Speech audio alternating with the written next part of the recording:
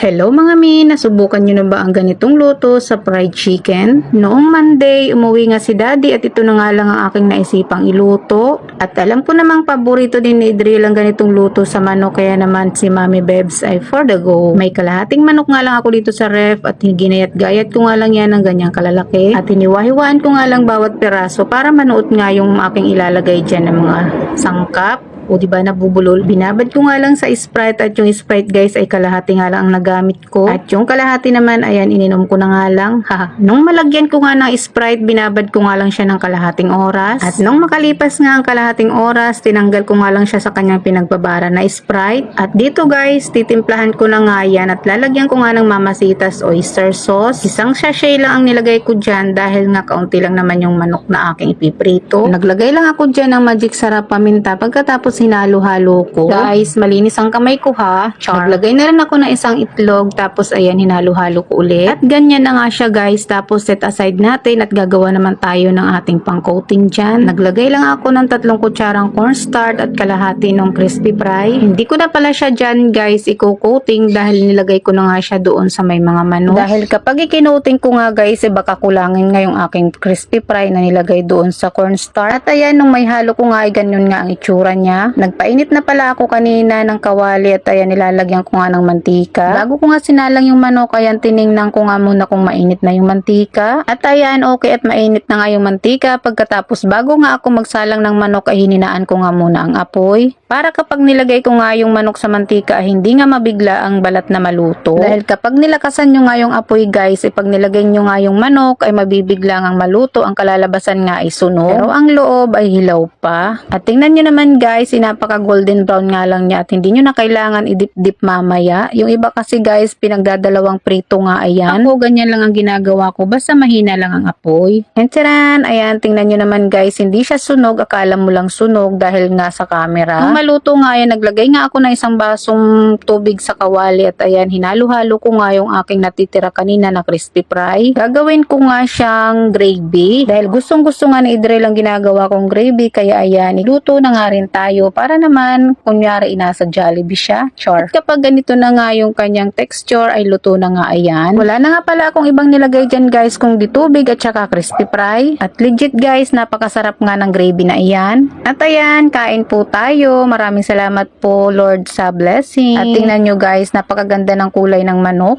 Pagkatapos, napaka-juicy nga niyan guys dahil hindi nga dry ang pagkakaluto. Di ba nabubulol? Hindi ko na nga lang napakita sa inyo yung pinakaloob ng manok dahil nagmamadali na nga yung magdaddy at gutom na nga sila. At kung nagustuhan nyo nga rin to, tara magluto na tayo.